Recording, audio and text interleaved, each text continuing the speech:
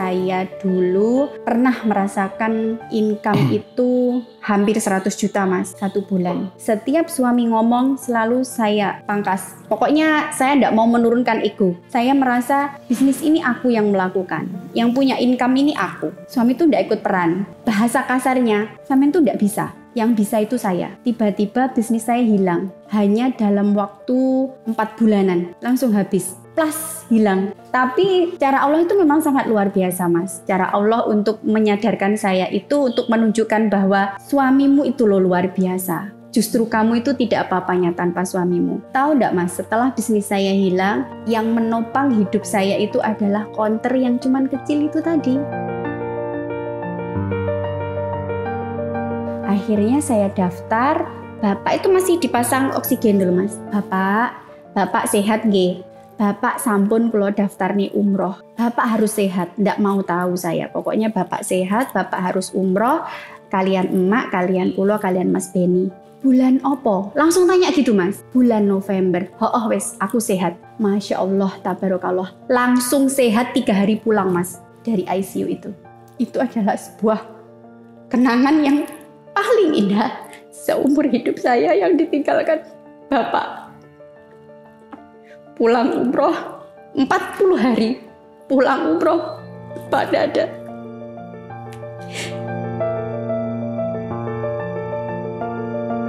Jemaah itu kan mesti antri gitu kan tidak ada tempat duduk. Nah Mas Beni keluarkanlah itu kursi lipatnya, ditarik, seret gitu. Pun Pak, pinara gitu. Bapak saya duduk.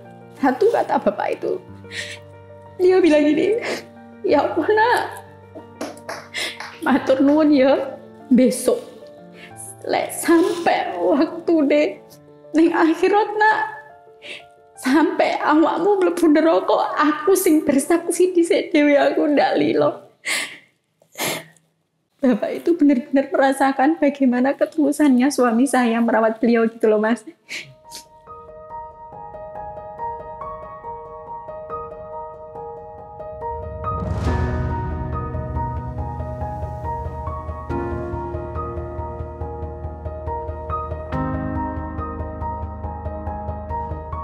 Assalamualaikum warahmatullahi wabarakatuh.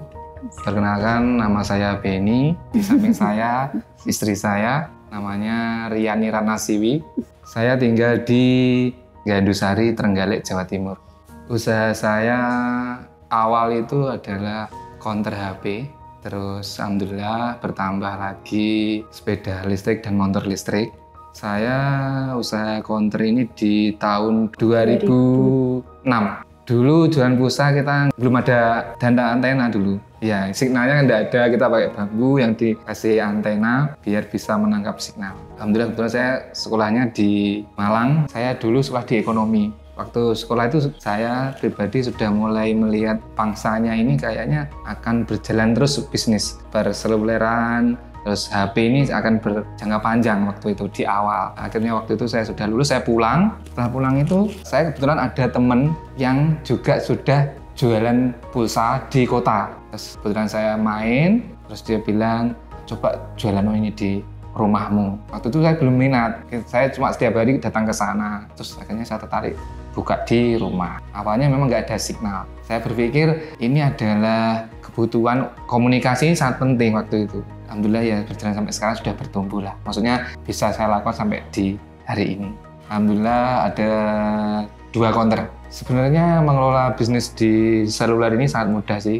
Pertama di masa sekarang kayak HP ini kan sudah mulai banyak brand ya. Dari A sampai B Z-nya. Saya sebutkan aja ya, ada brand merek mungkin Oppo, Vivo, Samsung. Ini mereka kalau kita sudah ngikuti arah mereka, kita akan dikasih bantuan promotor. Promotor ini yang membantu kita untuk menjualkan brandnya tersebut. Nah, kita tinggal menyediakan tempatnya atau ruangnya untuk brand tersebut. Kalau segmennya sih yang banyak itu aksesorisnya. Seperti pelindung kaca, pelindung layar, terus soft case. Itu yang paling sering mereka butuhkan. Itu alat penunjangnya sih. Tapi kalau kita jualan HP saja, itu agak mungkin slow pelan lah. Kalau nggak ada brand yang di sampingnya, pernik-pernik maksudnya. Karena yang dibutuhkan memang saling mendukung kan antara kedua belah itu. Ya cari aksesoris juga HP. Alhamdulillah kebetulan punya sendiri. Cuma dulu bentuknya ya nggak bentuk counter sih. Dulu tuh awalnya memang ini adalah depan rumah. Di emperan rumah. Di emperan rumah lah. Dari depan rumah itu karena orang tua belum yakin bahwa ini apa bisa dilakukan atau belum. Karena pertama ya signal nggak ada. Kita dari satu etalase 2 meteran di depan gitu. Terus setelah kita berjalan mungkin kurang lebih kalau nggak salah 2 tahun baru kita direnovasikan. Ruang tamu dijebol untuk usaha counter. Iya. Jadi kita membangun bisnis ini tuh sejak kita mau menikah. Jadi sebelum menikah Mas. Terus waktu itu saya masih bantu ibu di toko grosir. Suami memutuskan untuk bismillah kita memulai usaha baru. Ya, bisnis counter itu. Awalnya juga saya mikirnya skeptis ya. Karena masih pakai antena yang pakai bambu itu Mas. Oh ya payu gitu kan. Tapi ya qadarullah berawal dari cuman 1 etalase, nambah 2 etalase itu masih di emperan rumah gitu Mas. Jadi ya benar-benar di emper rumah gitu jualannya orang beli paling 1 hari 2 orang, 3 orang gitu. Karena memang belum ada pemancar waktu itu. Kebetulan waktu itu pemerintah itu membuat tower di berbagai desa. Signal itu harus tembus sampai desa. Nah itu mulai boomingnya waktu itu gitu. Mulai situlah banyak counter-counter bertumbuh di tempat kami. Selain kami pun juga banyak bertumbuh-tumbuh juga. Mulai tumbuh kompetitor gitu. Mulai rame gitu. Banyak sekali. Waktu itu kan lagi marak banget orang jualan pulsa diutang gitu. Pasti itu. Itu KTP numpuk banyak loh Mas di Kareti. Di akte lahir juga ada loh Mas. Akte itu dikasihkan ke tempat kami sampai sekarang pun juga nggak diambil. Beli HP Mas. Beli HP biasanya. Beli HP. Terus awalnya cuma DP Mas kurang, tak tinggalin ini ya kayak gitu. Tapi kalau kita itu lebih, mohon maaf ya Mas, tidak tega gitu loh Mas. Kalau nagih terlalu nemen tuh ya sudahlah. Kalau memang masih rezeki hak kita ya pasti dikasih. Kalau belum dikasih ya berarti memang belum bisa gitu. Makanya sampai KTP numpuk banyak. Ya, kita itu ya yang jelas kan karena kebutuhan mungkin bilangnya pertama untuk anak Mas sekolah. Terus saya berpikir bahwa ini memang sangat butuh mereka. Oke lah kita bantu gitu. Kan kita pun juga pernah mengalami tuh Mas, masa sulit di mana sampai mau kulaan habis, barang habis, tapi kulaan juga tidak ada uangnya. Jadi ya mungkin memang benar-benar mereka belum ada. Dari situ juga ada Mas ya, mungkin ada tetangga atau teman yang memang mereka itu membutuhkan HP. Terus kita memang berusaha untuk membantu. Salah satunya itu tadi, ya alhamdulillah kebetulan kita membantunya memang waktu dia mesti bilang ke kita, ini apa ada tambahannya. Saya bilang enggak usah Pak, Bu. Tambahan maksudnya ada dibungani kita gitu, memang enggak kasih itu. Kita real memang ingin membantu. Cuma saya bilang berpesan, kalau dia janjinya tanggal berapa, saya minta tolong ya tanggal itu ditepati waktu dikasih. Terus biasanya beliaunya apa yang tak kasihkan sini, ya monggo apa. Berawal dari situ, terus kan mungkin ada orang yang memang nggak tahu ya atau dia bilang ke temennya atau ya di sana loh gitu loh. Tapi kalau kita yang kenal, kalau nggak kenal kita nggak mau juga kok sebenarnya. Cuma akhirnya terasanya waktu itu ada yang molor, sedangkan kita juga perputarannya untuk unit mau beli produk baru lagi tersendat karena berhenti di situ. Karena rata-rata beliaunya mungkin cuma harga 2 juta dikasih 1 juta dulu. Dan kuliahnya kan profitnya HP itu antara 150 sampai 200 ribu gitu. Akhirnya kita tersendat untuk pembelian unit baru.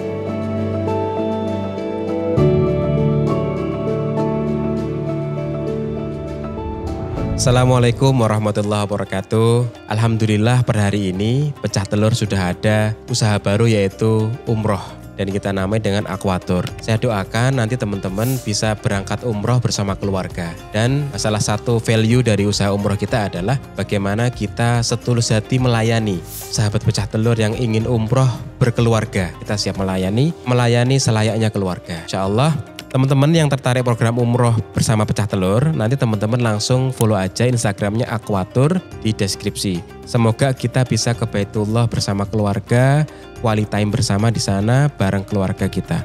Assalamualaikum warahmatullahi wabarakatuh. Pertama gini, waktu itu saya bilang sama istri saya bukanya lebih larut Mas untuk mendapatkan konsumen banyak lagi waktu itu. Tapi kenyataannya tidak dapat gitu waktu awal. Saya itu 1:30 kita buka sampai aku jam 1 waktu itu. Pernah sampai jam 2 jam juga 2 pernah. Baru tutup.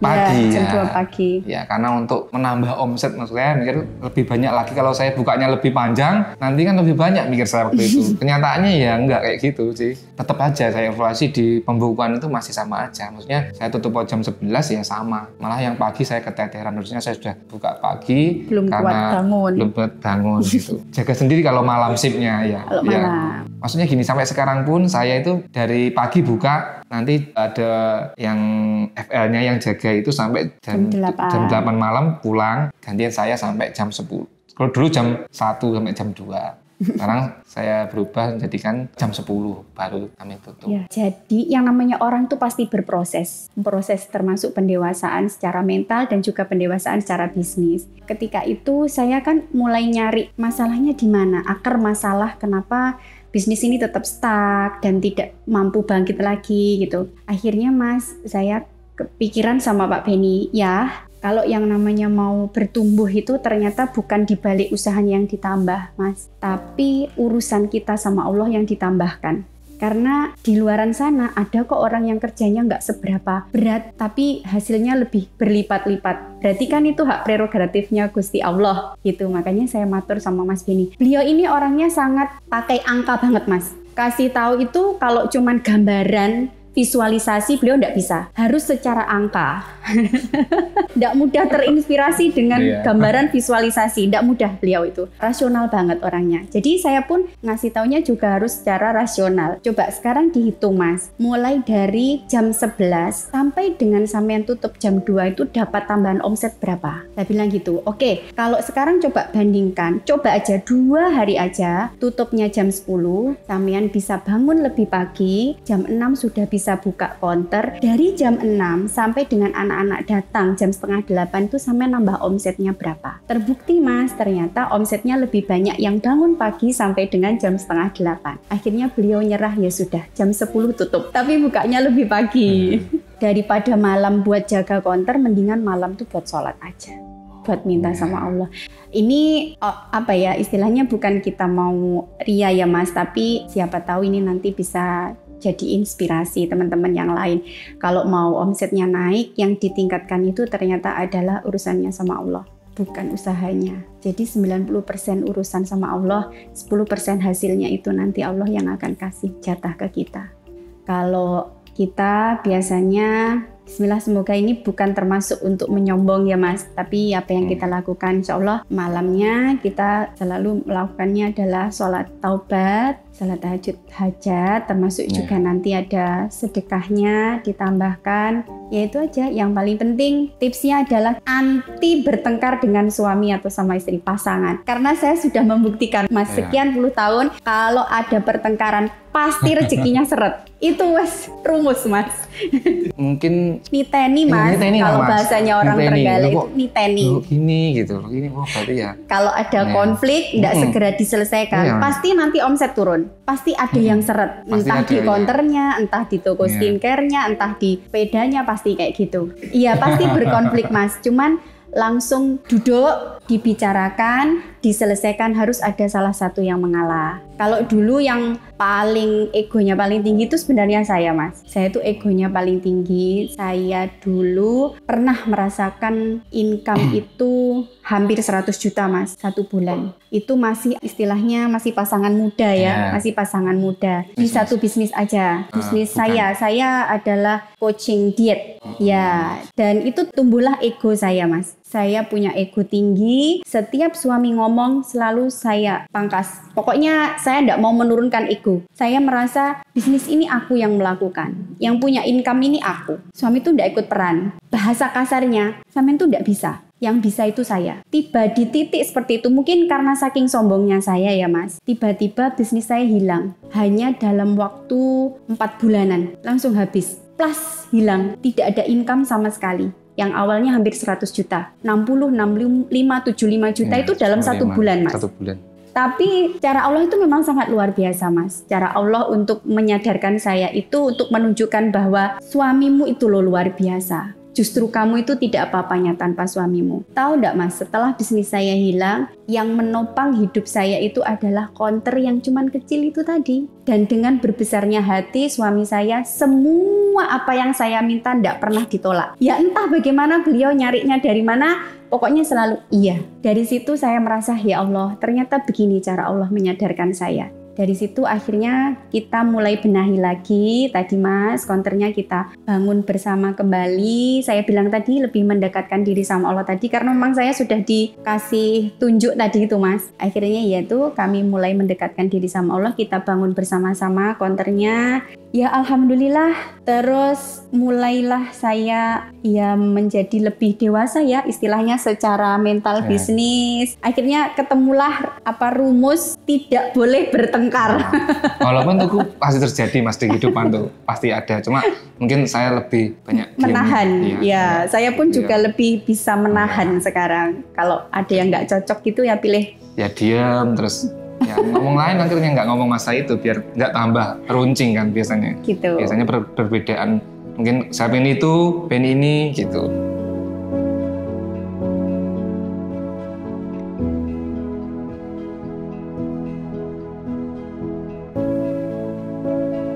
Ya dari kejadian seperti itu akhirnya saya istilahnya kayak melek mata ya Mas. Ternyata memang yang namanya istri itu mau sehebat apapun tetap harus tawaduk sama suami. Harus menghargai suami. Mau suami seperti apapun, meskipun istilahnya income-nya lebih besar istri juga tetap harus hormat sama suami. Karena faktanya ya segala hal itu hanya titipan. Dan saya benar-benar disadarkan bahwa akhirnya saya pun yang menopang juga tetap suami. Bakti kepada orang tua. Saya belajar dari suami saya bagaimana beliau sangat memuliakan orang tuanya. Pun juga beliau ini adalah orang yang sangat memuliakan orang tua saya. Ini cerita juga Mas, bagaimana akhirnya kami menemukan bisnis baru yang sekarang sedang kami geluti dan alhamdulillah sekarang itu sedang kami tekuni insya Allah toko sepeda listrik dan motor listrik Mas. Ini kan baru 1 tahun ini ya kita menggeluti ini dan itu ketemunya adalah setelah kami pulang umroh waktu itu. Kalau dulu Mas kami punya uang itu pasti cita-citanya adalah ganti mobil baru, beli apa, kemana, jalan-jalan kemana. Pokoknya sesuatu yang sangat duniawi gitu ya. Tiba pada suatu titik saya minta sama beliau, ya sekarang aku mintanya satu, apa? Umroh. Oke, saya mau umroh. Kapan? Pokoknya ya sekarang segera pengen umroh. Akhirnya suami saya setuju, oke lah ACC. Kita berangkat umroh waktu itu, bismillah. Pulang dari umroh, saya itu waktu di Ka'bah itu saya menghadap Ka'bah itu saya hanya berdoa gini, ya Allah, seperti janjinya panjenengan, tunjukkan sama saya bahwa janjinya jenengan itu pasti. Kan janjinya Allah itu kalau kita berangkat umroh, kan hartanya dikembalikan berkali-kali lipat. Jadi ya saya nagih toh sama yang ngasih janji. Ya Allah tunjukkan sama saya, sepulang dari umroh ini tunjukkan jalan rezeki yang nanti akan bisa mengantarkan kami untuk bolak-balik lagi ke rumahmu ini. Gitu Mas. Pulang dari umroh ya. Selang berapa bulan waktu itu? Mungkin 1 bulan lah kurang lebihnya Mas. Kebetulan waktu itu saya punya teman awal sepeda ini adalah saya juga punya teman bisnis HP juga sama sih. Beliaunya ini nelpon saya terus, Mas dodolan sepeda listrik, motor listrik waktu itu. Terus saya bilang, kayaknya sulit ini kayaknya Pak. Kok dodolan apa itu Pak gitu. Dia itu tidak berhenti, nelpon terus setiap hari telepon. Nah, mungkin seminggu ada 3 kali dia telepon. Dia nggak menyerah terus. Waktu itu saya bilang, oleh nggak diutang Pak ini? Waktu itu saya bilang gitu. Karena saya masih takut. Terus saya bilang, aku lu beli nih cash giben. Kok awak mbak utang? Yuk nggak jalan aku. Biasanya sih Mas, sebenarnya saya itu kalau malam mau tidur mesti cerita apapun yang saya sehari-hari tadi yang saya lakukan sama istri saya. Nah, tibalah waktu mau tidur saya cerita sama istri saya, Dek, Pak ini loh nawarin aku sepeda listrik, motor listrik. Nek didodolin nggak dusari apa payu. Saya bilang gitu. Terus istri saya bilang, nyoba atau Mas, Bismillah iso rame ini. Tapi saya bilang sama istri saya, kayak kok belum tadi karena nggak beli diutang waktu itu. Karena uangnya banyak ini ya bilang gitu. Wes toh, kamu ngambil tapi nggak usah banyak gitu. Akhirnya waktu itu besoknya saya telepon sama beliaunya yang nawarin tadi, Pak aku tak pengen roh sepeda gimana? Saya kesana sama istri saya waktu itu. Karena kita sudah sahabat baik, saya ngambil waktu itu 13 unit, 10 sepeda listrik, 3 motor listrik. totalnya sekian-sekian, tak bilangin Pak aku duduk sakmene tak titipi. Awakmu mesti gitu bilang gitu.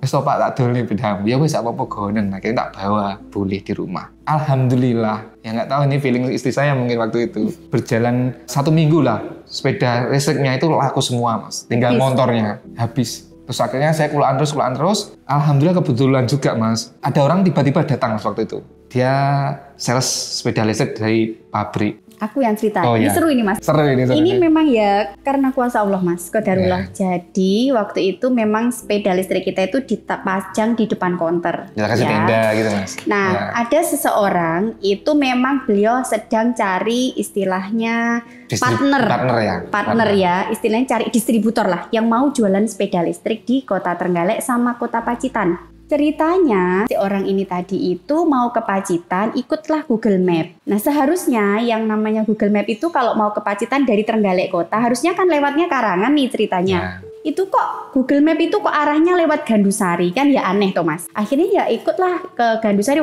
memang orang Jombang bukan orang Trenggalek kan, ya asal ikut aja sama arahannya dari Google Map. Tiba di depan konter saya melihat sepeda listrik banyak. Akhirnya mampirlah, cerita. Ya itu masih singkat cerita, akhirnya kita ketemulah distributor pusatnya sepeda listrik sampai kerjasama sampai dengan sekarang ini.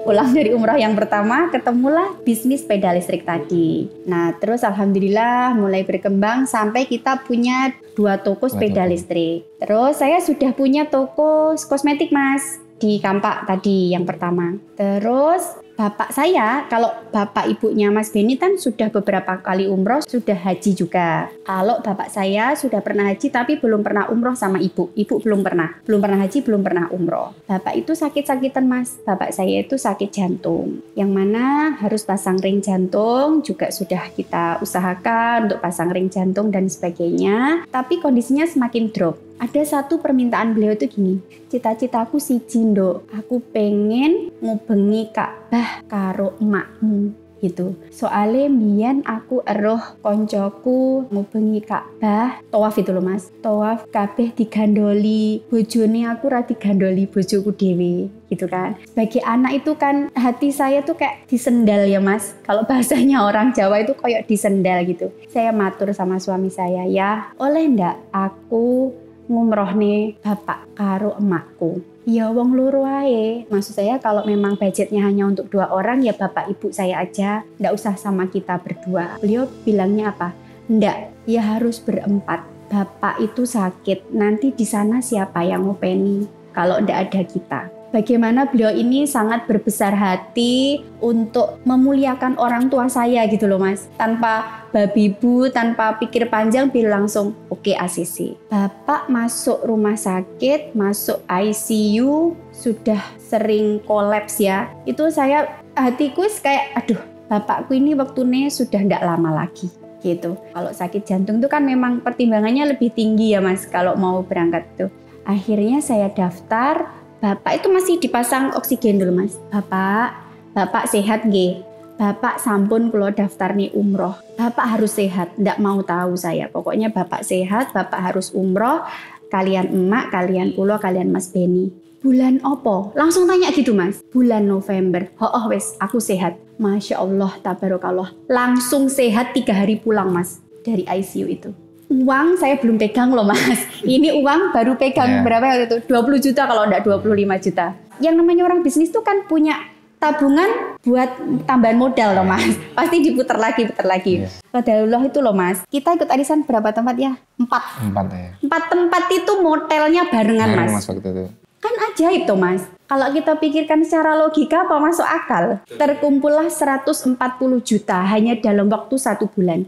Allah itu maha kaya Mas. Kalau kita sudah niat itu, tiba-tiba ada jalannya. Berangkatlah umroh sama bapak sama ibu saya berempat. Bagaimana saya melihat itu adalah sebuah kenangan yang paling indah seumur hidup saya yang ditinggalkan bapak. Pulang umroh 40 hari, pulang umroh bapak ada. Jadi benar-benar Allah itu hanya kayak kasih kesempatan saya aja Mas. Kayak ya wis lah, awakmu tak kayak kesempatan. Awak pengen ngumroh nih bapakmu toh, wis budal loh. Tapi mulai umroh bapakmu tak timbali, kayak seolah-olah gitu loh Mas. Bapak meninggal dunia, tapi Masya Allah tabarakallah kayak rezeki itu ngalir aja Mas. Alhamdulillah sekarang Pak Beni ada 5 toko sepeda listrik. Saya buka cabang toko kosmetik. Itu yang benar-benar saya rasakan bagaimana memuliakan orang tua itu rezekinya kayak dibuka lebar gitu sama Allah gitu Mas. Makanya saya bilang kayaknya memang doa saya itu masih dikabulkan sama Allah. Kan saya itu kayak kasihan melihat kondisinya beliau, tapi saya hanya minta gini, ya Allah, kalau memang sudah waktunya Bapak untuk mundur, enggak apa-apa. Tapi beri saya kesempatan untuk mewujudkan impian terakhir beliau itu loh Mas, yang berangkat umroh. Dan ternyata ya itu, di sana itu orang baru pulang dari ICU. Kalau secara logika Mas di sana itu kan ya enggak kuat ngapa-ngapain, paling naik kursi roda dan sebagainya. Beliau itu sangat seger waras loh Mas di sana itu. Tindak sendiri dari hotel sampai ke masjid itu, setiap sholat wajib itu tindak sendiri, jalan sendiri Mas. Didampingi sama Mas Beni itu ya kayak orang enggak sakit loh. Jadi ketika kita memutuskan untuk berangkat umroh dengan Bapak dan Ibu, kan orang jantung itu kan enggak kuat berdiri lama, enggak kuat jalan cepat gitu ya Mas. Tiba-tiba Mas Beni itu kepikiran untuk beli kursi lipat itu loh Mas, yang ditarik seret, bisa buat duduk, nanti dilipat bisa ditenteng gitu. Mas Beni itu beli itu, kemudian kita bawa, kita enggak cerita sama Bapak waktu itu, asal kita bawa aja sampai di bandara Juanda. Jemaah itu kan mesti antri gitu kan enggak ada tempat duduk. Nah Mas Beni keluarkanlah itu kursi lipatnya, ditarik seret gitu, pun Pak pinara gitu. Bapak saya duduk, satu kata Bapak itu, dia bilang gini, ya Allah nak, matur nuwun ya, besok lek sampai waktu deh ning akhirat nak, sampai awakmu mlebu neraka, aku sing bersaksi dhisik dhewe, aku ndak lilo. Bapak itu benar-benar merasakan bagaimana ketulusannya suami saya merawat beliau gitu loh Mas. Pokoknya besok nak, aku sing bersaksi dhisik dhewe, sing aku ndak lilo lek sampai awakmu dadak mlebu neraka. Itu momen yang pertama. Yang kedua, waktunya masuk ke Raudhah itu loh Mas. Kan kalau orang yang bawa kursi roda kan ternyata ada jalurnya sendiri. Mas Beni bilang, aku ae sing nyurung Bapak, ndak usah cari mutawif atau cari tenaga yang suruh, aku dhewe ae sing nyurung gitu kan ya. Mungkin karena memang bagaimana tulusnya beliau itu kan, masuklah ke Raudhah dengan Bapak. Kok ya pas waktunya masuk Raudhah itu pas menjelang waktu sholat apa ya? Asar. Otomatis kalau waktunya sholat kan ditutup Mas pintu Raudhah. Jadi Bapak sama Mas Beni itu sholat di Raudhah, sholat asar sampai selesai dzikir, katanya sampai habis doa. Habis doa masih di Raudhah, dan itu dengan sangat leluasa, tanpa umpel-umpelan, tanpa antri Mas. Itu yang paling dirasakan sama Mas Beni itu.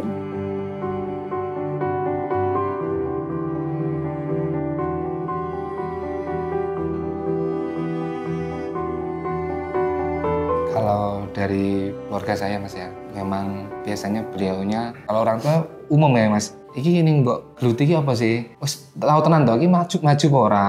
Nanti resikonya gimana? Bilang gitu pasti waktu kita mau melangkah di awal. Alhamdulillah sekarang mereka lebih mensupport kita.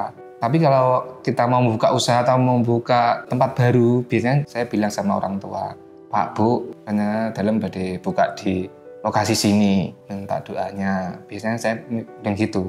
Piro lin sing ning kono kae. Ning kono apa rame, bilang gitu. Alhamdulillah lebih menyupport gitu. Kalau dulu di awal, masih biasanya mesti gondeli. Kok ora mlaku gitu. Kayak akhirnya semangat anak muda biasanya kan kok didoni atau gimana. Tapi alhamdulillah orang tua saya mulai sekarang mulai memberikan kepercayaan. Akhirnya juga kita mantap untuk melangkah gitu. Yang saya ingat betul tuh kalau dari orang tua saya pribadi ya Mas, yang paling disampaikan ke bapak saya itu selalu urusannya ibadah sih. Yang penting itu urusan akhiratmu dahulukan. Baru nanti rezeki itu akan dijatah sama Allah gitu.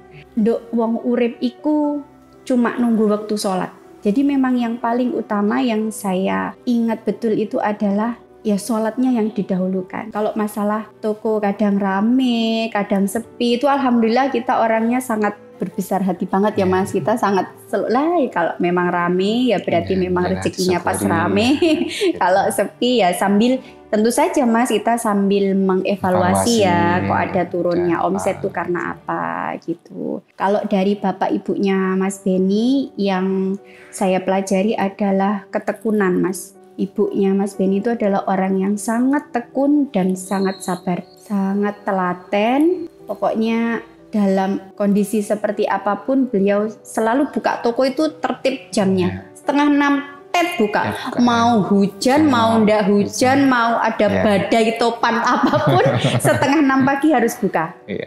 Sama hati-hati mau mengelola keuangan, hati-hati mau buka cabang, hati-hati mau beli aset, hati-hati. Apalagi kalau beli barang-barang yang istilahnya barang mewah itu mesti kita tanya dulu sama orang tua. Kalau enggak ACC kita pilih enggak beli Mas. Meskipun itu sebenarnya uang kita sendiri ya. Kalau saya lebih percaya sama feelingnya orang tua sih. Kalau dunia online ini kita nggak bisa untuk menghindari. Kalau kita untuk menghindari ke dunia online ini, ya kita akan tertinggal. Alhamdulillah kita beberapa waktu sudah mulai booming ini kita juga mulai merambah ke online. Kita buka Shopee gitu di online kan, terus kita lebih juga nyimpen database untuk menjemput bola. Walaupun kita nggak di media sosmed atau di iklan, kita ada database yang ada beberapa yang masih ingat. Database pelanggan. Pelanggan nomor mereka untuk follow up. Follow up. Gimana Bu? HP-nya yang sudah beli HP kan kita mesti simpen ya. HP-nya ada keluar apa enggak? Atau mau tukar tambah. Biasanya kalau beliaunya nanti belinya di tempat saya nerima untuk tukar tambah. Dia mau beli yang RAM-nya lebih besar lagi atau lebih canggih lagi, kameranya lebih bagus. Lah kita bisa terima yang HP yang second, tapi dengan kondisi yang masih layak dipakai. Untuk online-nya kita juga ada, tapi kita lebih cenderung untuk menjemput bolanya. Karena bola ini sangat bagus sekali di dunia perkonteran. Karena semakin bertumbuh banyak konter-konter besar yang brand-brand besar itu juga buka cabang di desa-desa. Kalau kita nggak nyebut bola dan menambah pelayanan mungkin di konter, mungkin ada suguhan-suguhan apa gitu. Penik-penik suguhan-suguhan yang mereka buat nyaman bertahan di situ terus ngobrol-ngobrol selain beli HP. Mungkin tanya-tanya rumahmu mana Mas, kerjamu di mana. FL saya tak bilangin untuk menanyakan rumahnya mana, pekerjaannya apa Bu gitu. Sedikit-sedikit yang pertanyaan-pertanyaan yang membuat dia nyaman betah di situ. Lebih ke pelayanan. Iya, pelayanan.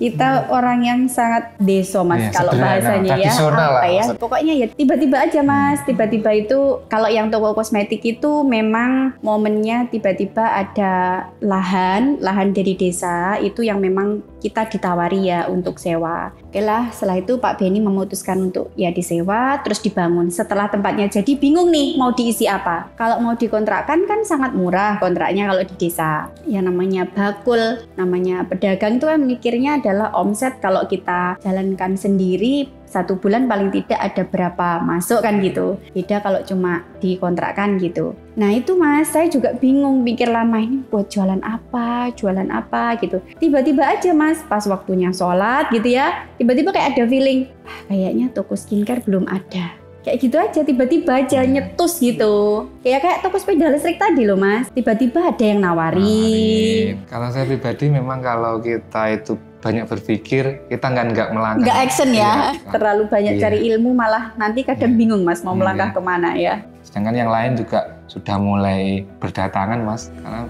menurut saya bisnis ini adalah peluang. Kalau kita nggak mau, kita nggak melakukan, ya orang lain yang akan melakukan.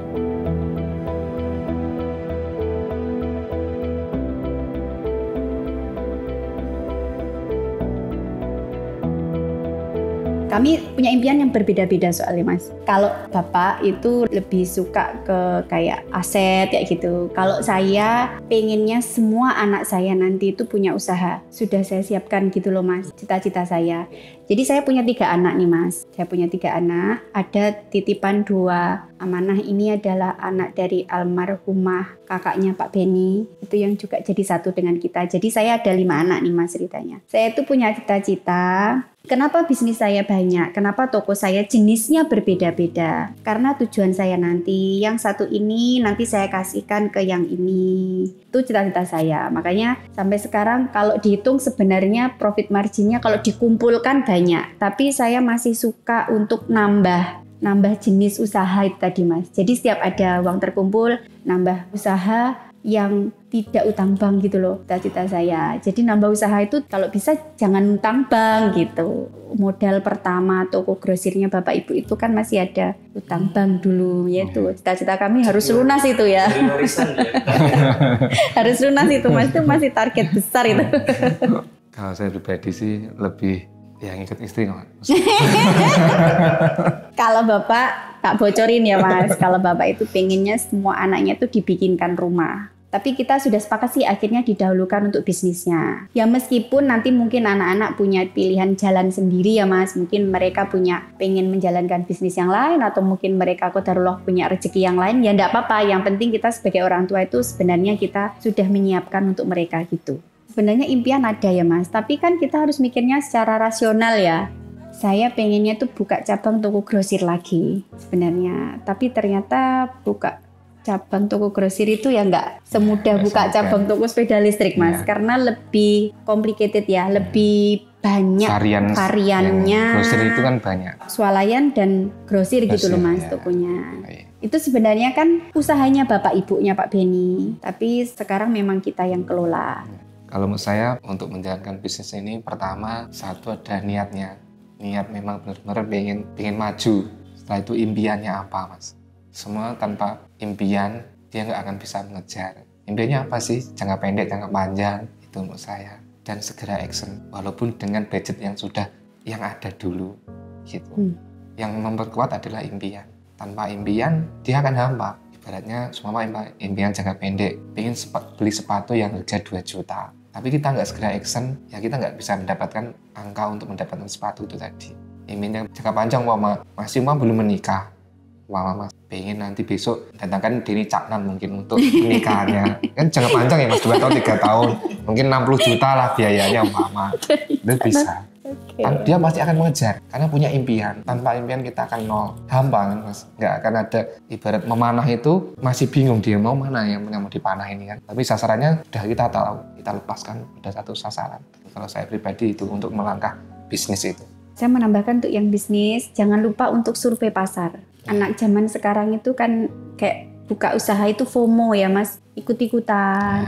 Lagi rame minuman ini ikut-ikutan. Tapi lupa untuk survei pasar dulu. Bagaimana pasar yang mau ditempati itu singkatnya itu aja. Kalau untuk karyawan saya, yang pertama tentu saya mengucapkan terima kasih dulu untuk semua komitmennya mereka, bagaimana loyalitasnya teman-teman kepada kami. Tanpa karyawan kita nggak bisa apa-apa gitu ya. Dan ya untuk teman-teman karyawan semoga jalan ini, usaha ini benar-benar barokai untuk saya dan teman-teman semuanya. Nggak cuman hanya barokai secara dunia, tapi juga semoga barokai sampai dengan nanti ke akhirat itu. Saya Beni, asal Trenggalek. Dan saya Bu Siwi, kami dari Trenggalek, Jawa Timur. Terima kasih banyak. Wassalamualaikum warahmatullahi wabarakatuh.